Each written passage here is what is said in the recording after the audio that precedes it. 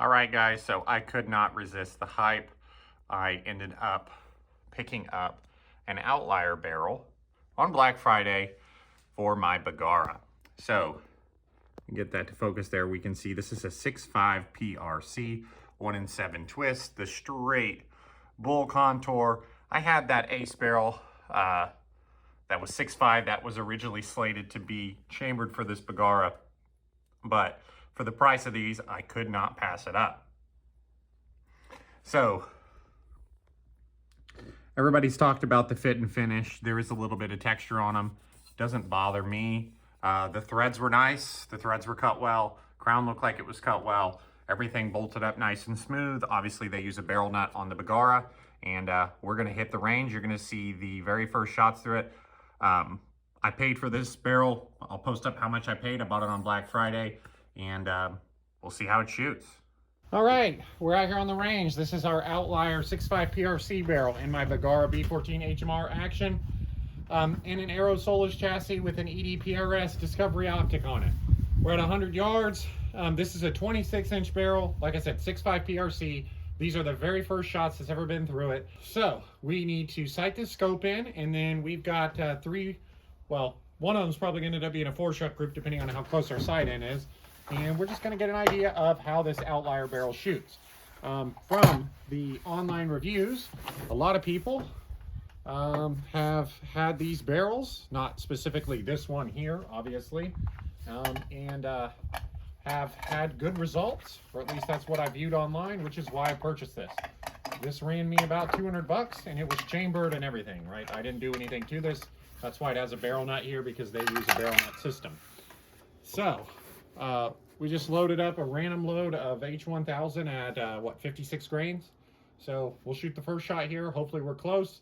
I forget what, I think this scope was on this action before, so it's probably kind of close. I don't know, we'll see. And hopefully we don't run into any trouble. We set the headspace via our barrel nut, torqued her down to like 80 foot-pounds, and here we are. This does have a 2-pound trigger in it, which is a little heavy compared to what I'm used to, but should be fine. We still should be able to shoot some good groups. All right, so first shot here. Let's see what happens. This is the 140 Bowtail hollow point from Hornady, and then we're going to shoot the 147 grain ELDM, and then we're going to shoot the 140 ELDM. Again, these are all hand loads. This is no Nosler brass CCI 34s. It's just what I had.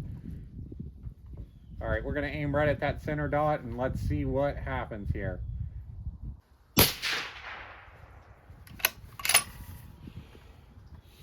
Okay, so right off the bat, nothing bad happened, so that's good. And we hit our paper. We were about, let's come down. Oh no. So it looks like I have the 0 set stopped here. I go 1.5 mil right. Right, you know what? I'm just going to go ahead and roll with it, 0 there. Let's see, if things don't get any worse than that as far as elevation goes, we should be on camera and it shouldn't be a problem. I think I went a few clicks down before I put the turret back on.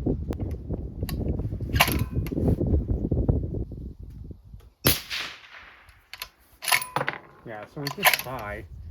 Should be okay. We'll see how it groups, the 4-shot group.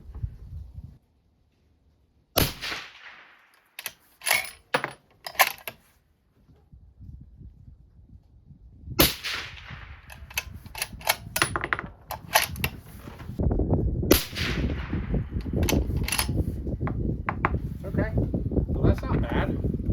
I believe we had just a little shift from the second one to those other two. So those 5 shots we had 2879 with a 20 SD. Now, again, those were the very first 5 shots through the gun, so not surprised that numbers were a little wonky there. Okay, now the 147 grain ELD match, same exact charge of H1000. We'll see how these group. We should be relatively close with our point of aim and point of impact now too.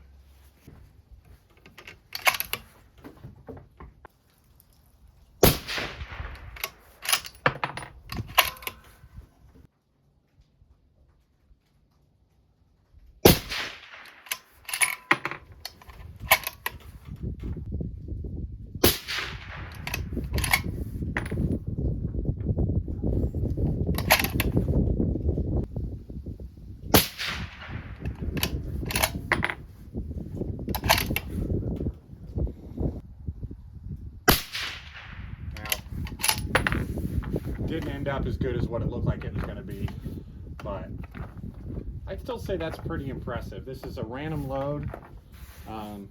Again, the weather's not beautiful today, and I mean, that definitely probably meets their sub MOA guarantee. Let's see where we're at there.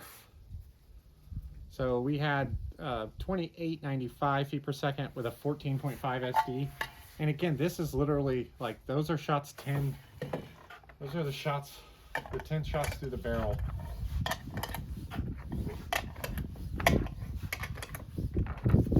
Now let's see if the 140 grains can shoot too.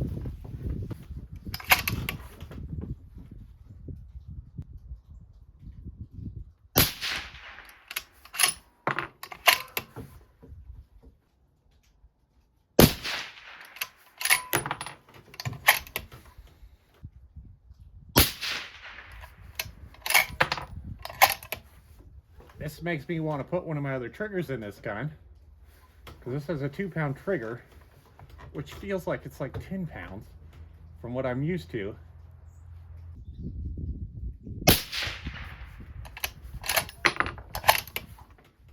All right, last shot here.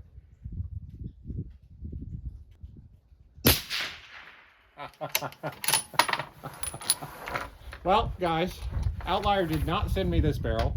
I paid for this barrel, and I don't think it was handpicked or anything like that, because again, they don't know who I am, and I don't think you can really argue with that. You know, I mean, again, it's a windy day. This trigger's a little heavy. I'm not a little bit used to it. This is a random load. This is fire forming. I mean, everything would tell you that this shouldn't be perfect like this. It's a $200 barrel.